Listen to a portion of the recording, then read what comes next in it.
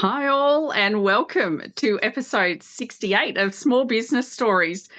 I cannot tell you how excited I am this morning. I think I nearly say that every week, but I am so excited to have with me today Jess Kies from Kies Family Wines in the Barossa Valley. My husband and I visited this gorgeous winery back in August last year, and we met Jess, and honestly, you know when there are people in this world that you just connect with? That's Jess. And we got talking, and I just knew that I needed to get her on and share her story. So thank you so much today for joining us. Yeah. Oh, I am thrilled to be here. And I felt the same way about you when I met you. I was like, this lady is special. She's a good one. I love you. Thank you so much. Um, I guess I really like to start with how your family came to be in the area. Now, you're sixth generation. That honestly, being a sixth generation in my town myself, doesn't happen very often these days. And to come across someone else who has such a strong family connection and lineage within the one area is really special. So, can you tell us about how your family started in the area and how it's kind of developed over the years? Yeah. It's an incredible story. And that's great that you're sixth generation as well. It's yeah, as you say, it's really rare to meet somebody else who's sixth generation. It's not common, at least. So we have quite a topsy-turvy story, and that I think has really contributed to where we are today. And I'll start at the start. So my family, we landed here in 1857. We were from Germany, and we landed over in Hoffmannsthal, and so we sort of started there with orange groves, a bit of grape growing, etc. And we were grape growers there for a long time. And then in the 60s, my grandfather started a winery up in Hoffmannsthal called Kies Wines. And he was massive. So to put it in perspective, he had an aeroplane with his logo on the side. He was an amazing guy. And we've got so many wines dedicated to him because of just who he was as a person. And so his winery got really big really quick. So if you think, so they were doing 60,000 cases. So we're a small winery in the Barossa. Today we do 8,000 cases. So to put it in perspective, he was running a big operation.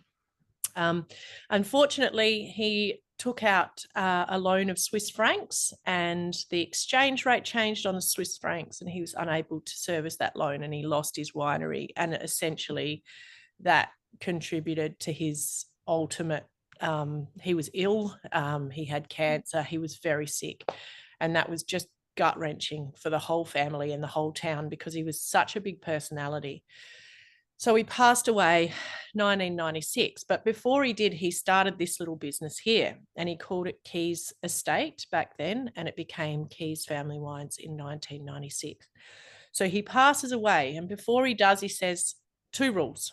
One rule: you should always have a family member here. So Sarah, when you visited and you meet somebody from the family, and it's just that little bit of extra, it's sort of a deeper experience in a way. And like, we're not here every day. We try our best. We all have young kids at the moment, but we try our best, and we try to talk to people as much as we can when we are. And the other rule was never sell the wines in Dan Murphy's. So essentially what he was saying was, all you have to do is come and work in this beautiful place, in this tiny little cottage in the middle of a vineyard, and talk to people.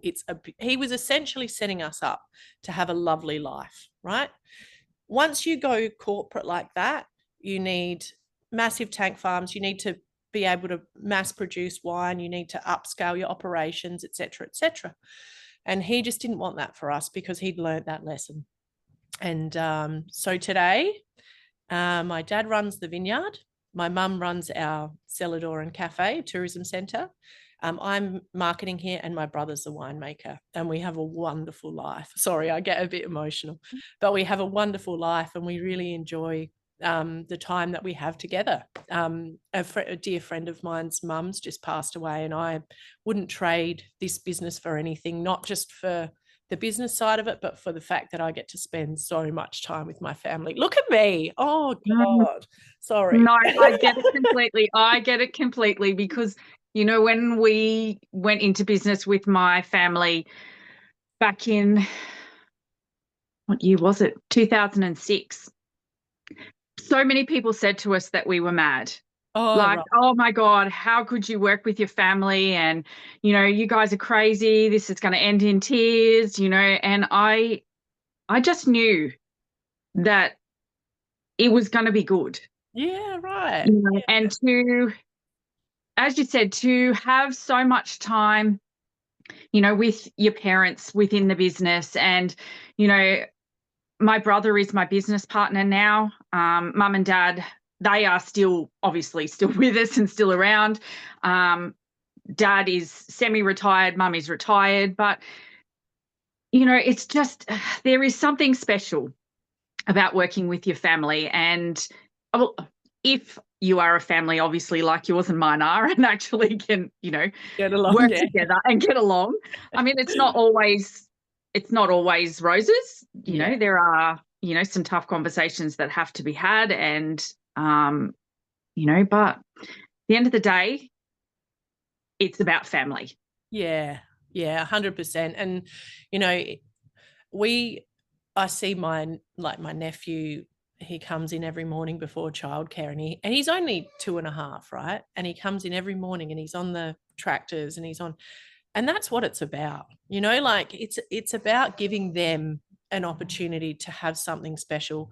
Like we're in the little town where we're based, there's a lot of international ownership, and we're so proud to be one of the earlier families, not one of the first families that landed here, but one of the earlier families, and to be building like a thriving business that we can hopefully hand down. And imagine if one of those guys wants to be a winemaker and wants to take the business on, I would just be so proud. But I think that's why we do what we do. We push so hard because we want to give them something that they go, okay, that would be really cool to be part of that. And so we want to build something that's, that's attractive to them, because let's face it, it is hard to keep young people in regional areas. It's hard to keep them on farms. Farming isn't, vintage time, my brother works all night.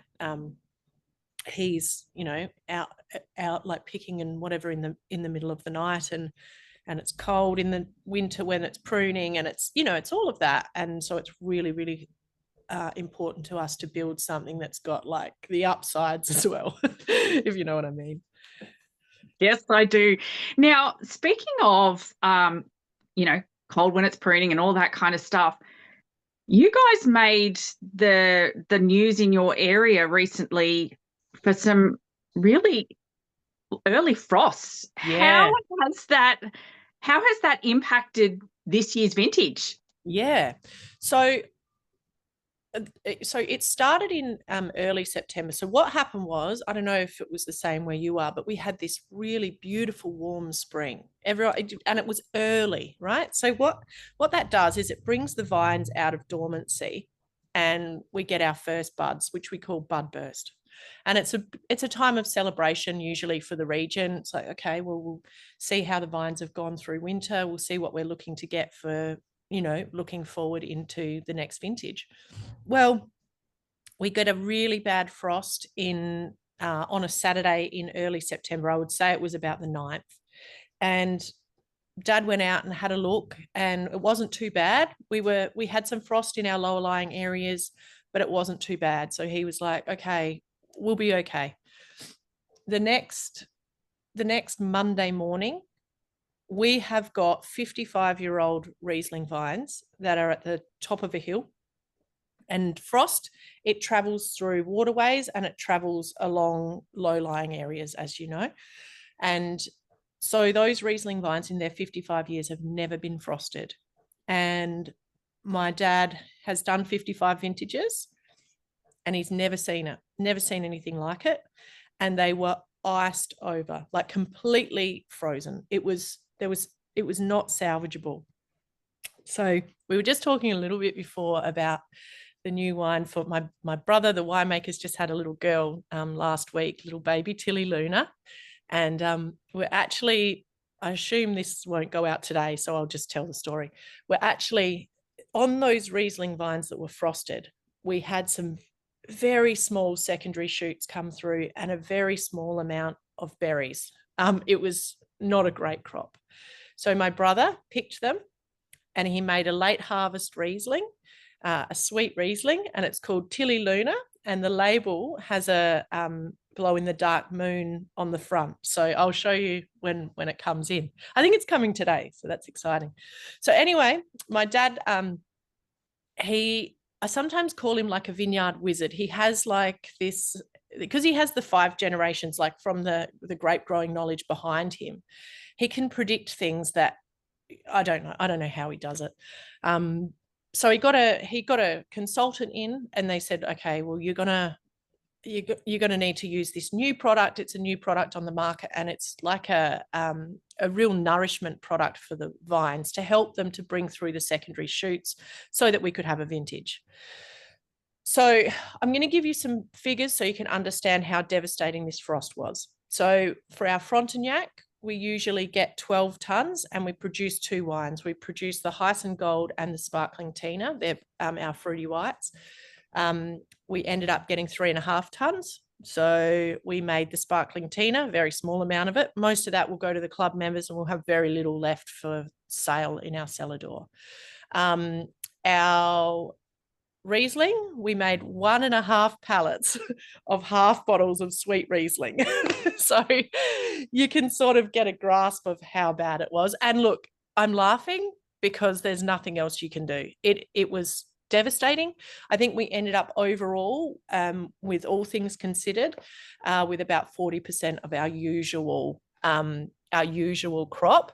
The good news was our Grenache, my dad, who he spoke with that consultant, and they chose a select product for it. That was a great crop on there. So we had a usual crop on there. So it was devastating. We were approached by some media, and it's interesting. I have a degree in media, right? So my initial sort of thought was, do we need everyone to know this? And I talked to my dad and he's like, 100%. He's like, we're not the only ones going through this. He's like, the whole valley has been frosted. He's like, I'll talk to him. I was like, okay, all right, no worries. So then we had the ABC. We were at Glam Adelaide, I think, like a few in Daily. We were in quite a few media outlets, and my dad was able to say to people, look, we are a little family-owned winery. The loss would be upwards of $700,000, $800,000. It's a lot of money, and Dad was like, but we have good wine stock, so if anyone wants to come out over the weekend, come and buy some wine. And we ended up with a queue, and it was just flat out, and it was just like, oh. And I went in the office and I just had a little moment because I was like, he was so right. Like, why wouldn't you tell the story? There's no shame in being harmed by the weather. I mean, so yeah. And that's what's so good about generational family businesses, is that I've learned that lesson now. And so I will know that for next time. But your media training is, don't really comment on that. You know what I mean? So yeah, it's an interesting one. Yeah. Yes. It's amazing how, even though times are tough, you can actually sort of turn it around with the right attitude. You can turn it around through sharing your story, but sharing that story in a positive light, and really being able to highlight who you are and what you do to attract people to you. Yeah. So to a much larger audience than we would have usually ever had. And so yeah, it was very smart by my dad. And then fast forward, so we had a big oval built across the road from us, so it was like the government spent $42 million on it, and we had 10,000 people each day over 2 days. So it was an AFL gather round event. And my dad, he's amazing. So he had these contacts from his frost like coverage, and they just sort of rang him and they're like, would you like to talk again about the gather round? And we ended up with like we ended up packed. We had 2,426 people through in 2 days, and it was like, okay, cool. Like, so it's funny. It's exactly that. It's like, you never know. You have to take every opportunity because you never know what it will lead to.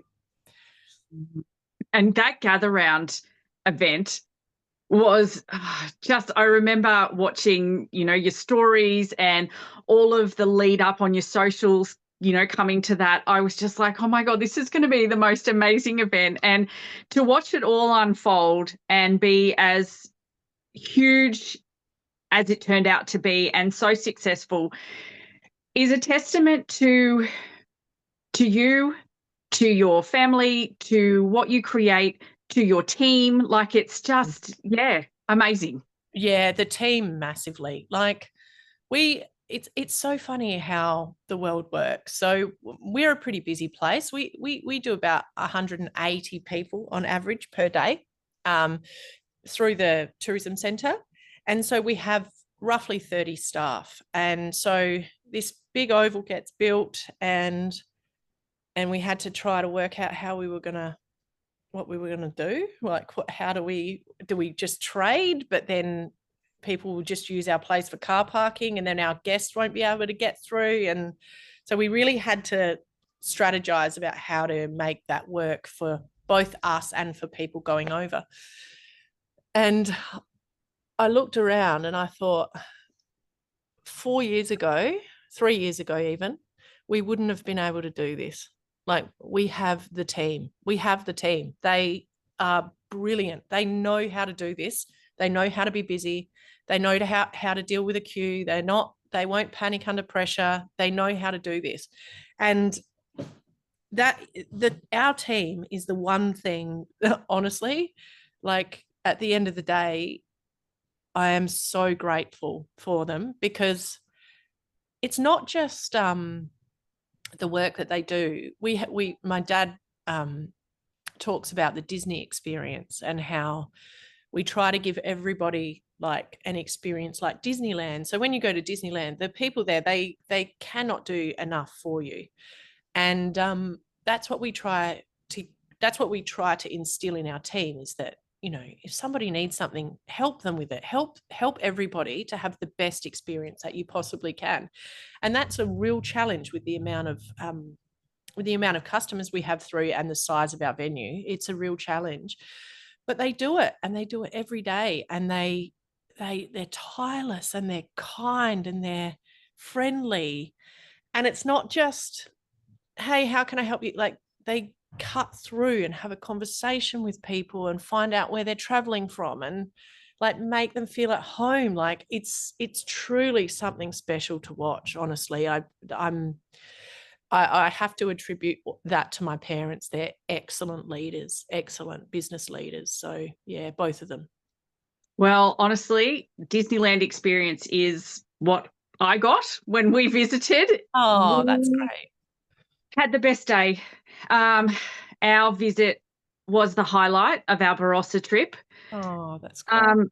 And I think that it came down to another event that you also host there at your vineyard, and that's the high tea. Honestly, the best high tea I have ever had in my life, and I'm a bit of a high tea lover. Yeah. The atmosphere, the tank root shed, like, just everything was amazing. So talk us through that and how that came about, the tank shed and its layout and why it's laid out the way that it's laid out. And talk us through all that. Yeah. So it goes back to 2011. So my brother, Bronson, he'd worked in the cellar door for 10 years. He worked there every Sunday by himself. Now, hectic. I don't know how he did it, but he did it, right? So 2011 came around and Dad said to him, Bronce, if you become a winemaker, I'll build you a winery. And he was like, all right. Dad was like, uh-oh. And he did. And he gets to his fourth year of uni. He's done a Bachelor of Oenology and Viticulture, which is just fantastic for the business. He's a massive asset. And he was top of his class for his palate. He's always been like really big into cooking. And so it was sort of that natural progression. And so he sort of hit Dad up for his winery. He's like, where's my winery? Dad was like, rightio.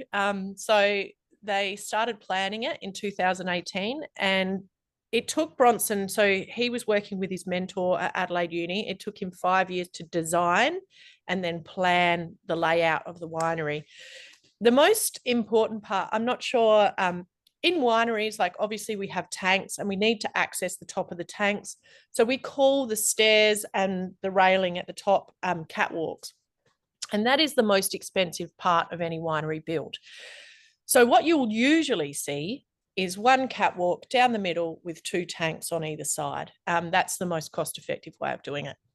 My brother decided that he was going to put the tanks around the side, and we were going to pay the extra to have the catwalks all the way around the side of this shed. The shed is 33 metres by 11 metres, so you can get a sort of an idea of the scale of this building.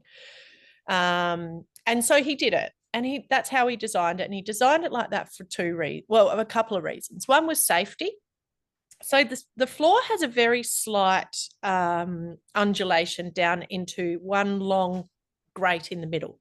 And that means that when we clean the tanks, no one needs to go into the tanks. They just open the doors and, pull everything out and clean the tanks from the bottom. It's basically gravity led, like the gravity will push the stuff out of the tank.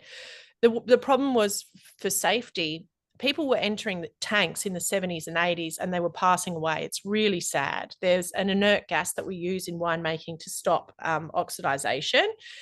So it's a layer between oxygen and the wine so that we don't, expose it to oxygen and it will go off essentially.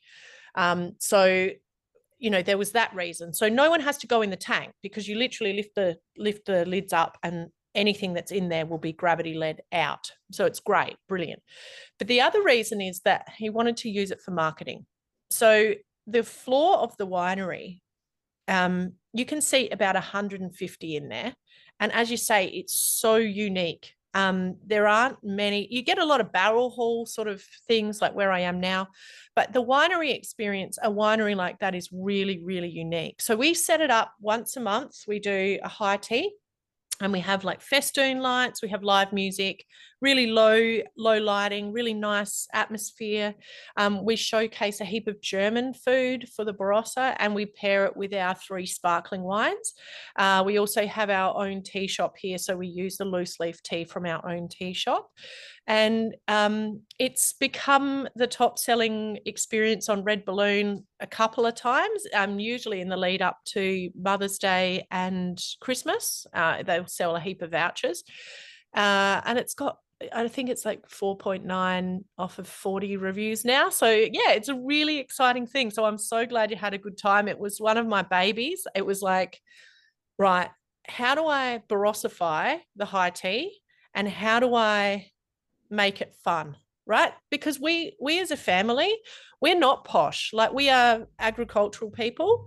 We are from the land, right? So how do I make it authentic to who we are? Because we can't replicate something that doesn't come from the heart, So that's what we decided to do. And we were like, let's just make it awesome and make it Barossa and make it Kies, and we'll see how we go. And if it doesn't work, it doesn't work. And this is the best thing.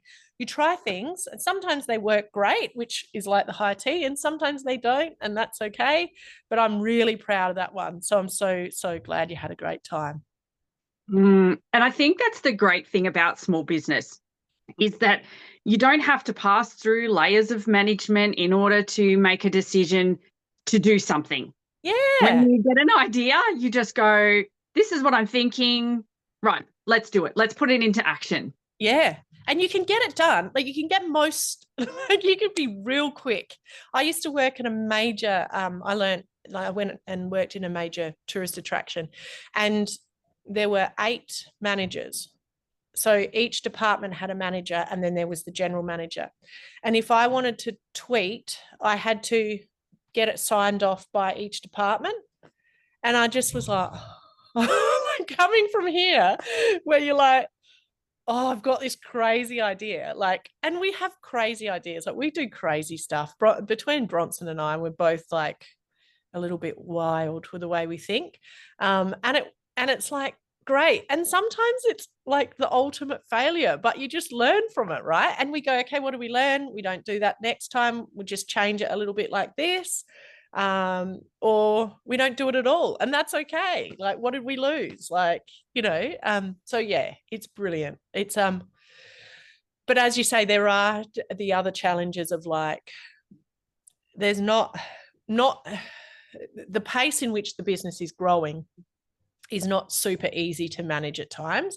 And especially Bronson has 2 young kids and I have 2 young kids. And then, so it's tough to keep up with it, but we have a wonderful team, and like I said before, they are the cogs that just keep everything going, and they're such a massive support for us as a family. So yeah. It does certainly make a difference when you've got a really good team behind you. I know, when I was in business raising young children as well, we had an awesome team. We still have an awesome team. And, to know that things are just going to get done while you're not there is, there's nothing better, really. Yeah. And they're going to do it to a great standard. They do it every day. They just amaze me, honestly. Like, it's, as you say, it's just amazing to be able to be at home and be like, okay, I'm with the kids, and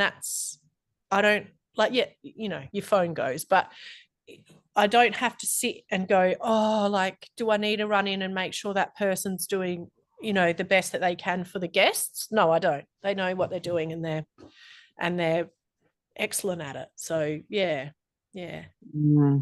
So good. Now, I know that you get it too, the whole motherhood gig and being a businesswoman, entrepreneur, it can be tough sometimes. So I guess, how do you find balancing all of that? I don't know. Can someone write in the comments? I'm not good at it. I've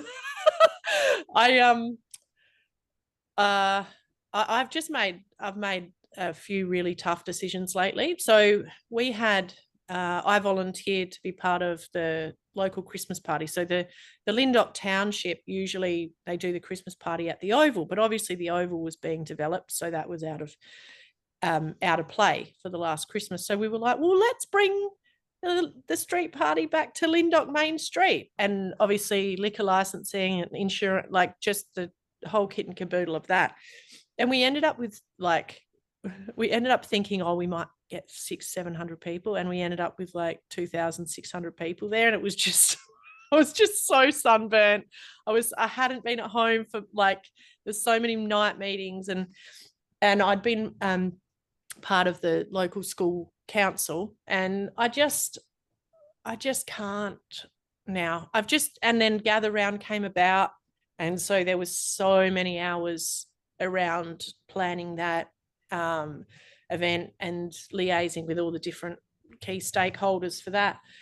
And I just went, no, like, my little boy's 20 months old. This year, I'm not doing any of it. Like, I'll do Gather Round when that comes around, but I'll do it differently, and but I've just made the decision that my kids are only going to be this little once. My daughter's going to school in January, and I feel like, where's that time gone? And I'm just like, no, this year I'm not doing any extracurriculars. I'm going to focus on Kies. I'm going to do the best that I can for Kies, and then I will also focus on my kids. Anyone know how to do that? Does anyone? Because I'm awful at it. No, you're not awful at it. You are you at it. And I think that that's what we have to remember as, mums in business, is that we are just doing the best that we can each and every day. by our business, by our children, and we have to allow ourselves, you know, as we were talking earlier about letting some of those balls drop. You know, taking care of the glass ones that are really important, like our business and our families, but letting the others fall. Yeah. The whole world is not our responsibility. Yeah. Our little tiny section of it is our responsibility, and it's also our responsibility to actually be present and in that, and, you know, just soaking it all up. Yeah, well, that's right. And that's what I've really found hard. It's like it's like I'll be like rocking the baby and just on my phone, like quickly flicking off a few emails and stuff. And I'm like, I'm not doing that this year. I'm just gonna give myself. Also, it wasn't healthy for me either. Like I was just running on pure adrenaline and probably 12 shots of coffee a day. Like I'm just no sleep, just like I wasn't probably all that healthy. So I've just decided, I'm like, no, I'm choosing me and I'm choosing my kids this year. And that's it. And that, like, there's got to be nothing's going to get in the way just for this year. And then once Gather Round comes around, that'll ramp up again.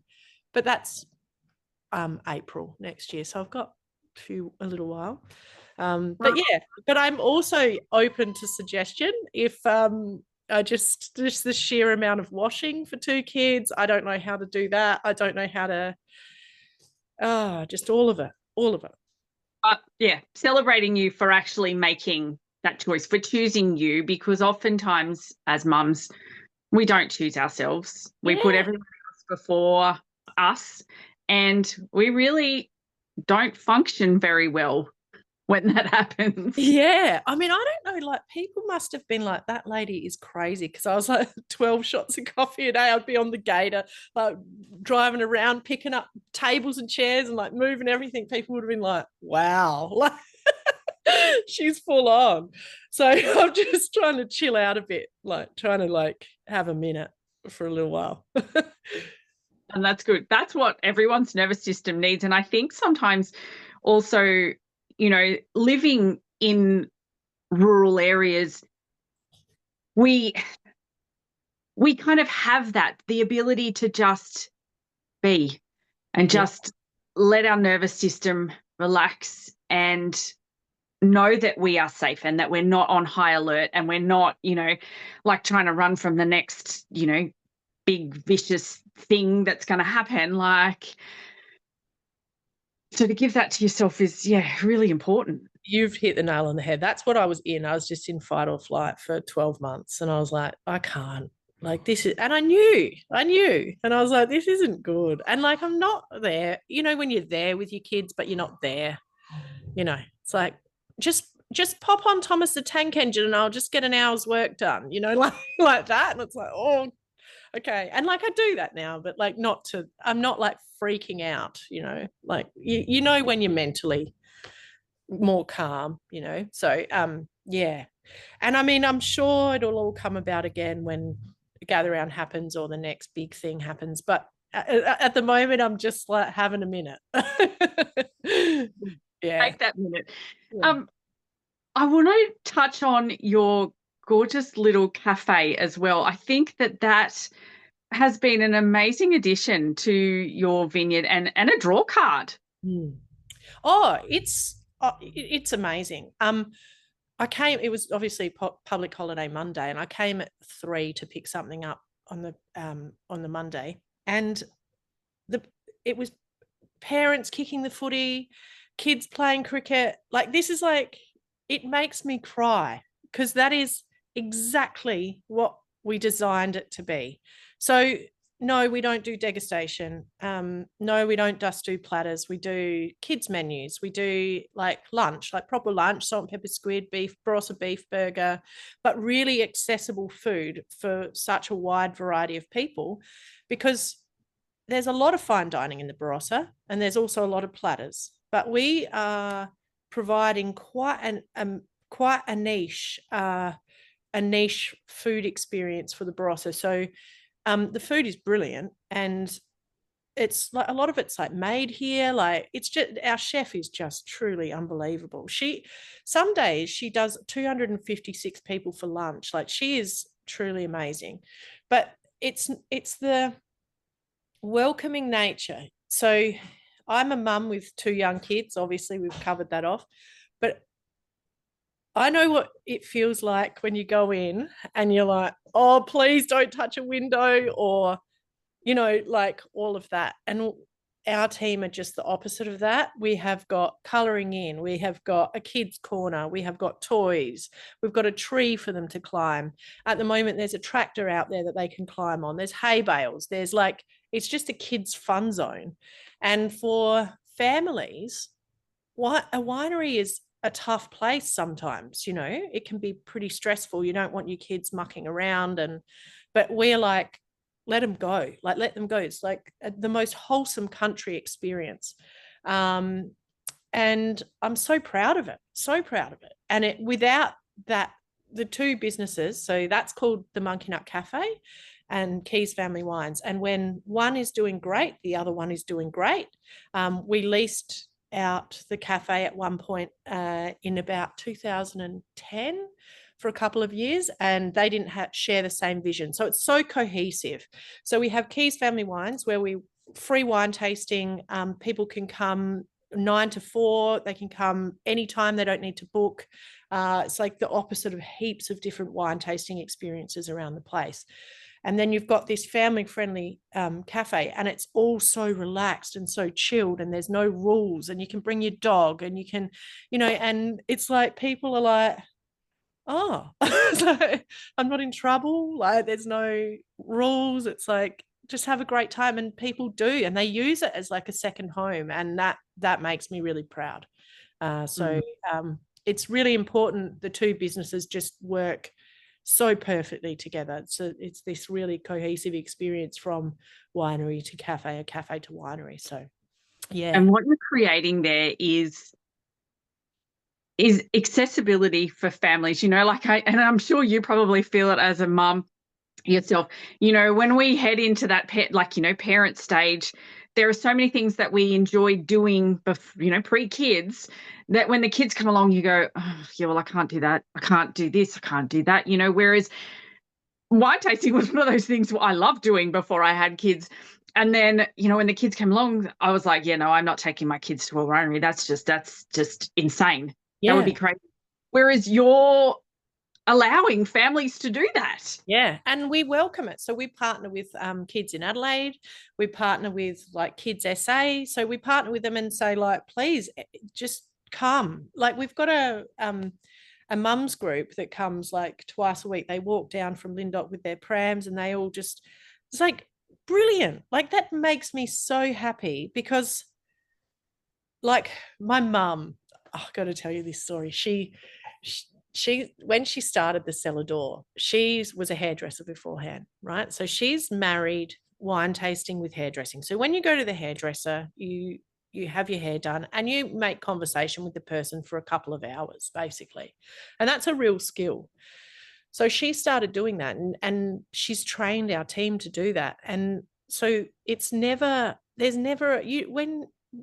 a person who comes in that we're like, it's always welcoming and always friendly and always kind, because everyone is a person. And I find sometimes the wine industry gets cornered into a little bit of this, they want a certain demographic of person. And I just figure we're a tourism business. We are a tourism business, essentially. And so we love everyone. So everyone come, I don't care if you've got kids. I don't care if I don't care. Just come and visit, and we would love to have you. So yeah, that's the way we sort of think. And that's really a legacy that my mum has created. And she's an amazing, amazing woman for doing that. That's so beautiful. So yes, to visit you would be in the gorgeous Lindop in the Barossa Valley.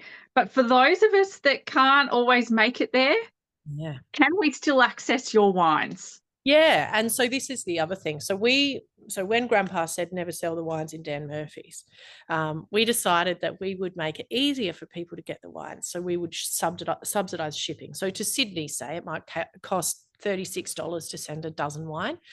We charge the customer $10. So that's our way of making the wine accessible for everybody, because that's our choice. It's our choice not to pursue those avenues, the wholesale avenues. And so, yeah, that's what we do. And we're really, really proud of that. And it has been a real success. Oh, Bronson's here, my brother. Do you want to say hello? Yeah, use the word. All right. Okay, no worries. No, we're really proud of it. And it's a really exciting time for our business. So I was looking at the results the other day, and in the last 12 months, which is, economically really tough times, the growth is about 24% in the winery and 32% in the cafe. So we're really thrilled about that. And all we have to do is just keep doing what we're doing to the standard that we're doing it. That's the hard thing, to maintain that consistency. But if we can do that, I think we'll be able to leave something really good for our kids, something really special. I have no doubt that that's exactly what you're going to leave for your kids. And I think having kids growing up in and around your business, it does really plant the seed for that next generation of entrepreneurs. Yeah. Sarah, this is my brother, Bronson. He's our winemaker. Hello, how you going there? Hey, Bronson, nice to meet you. You too. I was just telling about how Sheffy comes to work in the morning and goes on the tractor and the gator every day. Yeah, nearly every day. So. And congratulations on the birth of gorgeous little Tilly. She is stunning. Yeah, thank you. Yeah, we're stoked. So still in a bit of a bubble at the moment. So yeah. I would imagine you would be. Oh, that's mad. But yeah, congratulations. And as I said, I'm looking forward to checking out the latest release in her honour. Yeah, thank you. I'm happy with how it's turned out. So hopefully it's received nice by the public. So are the labels here? No, not yet. Okay. No. So we'll watch the socials, Sarah. I'll put a picture up later today. Lovely to meet you. Have a nice day. You too, Bronson. See you. Yes, I can't wait for that. That's going to be so exciting because I am a big lover of a late harvest sweet. That's my favourite. Oh, really? Awesome.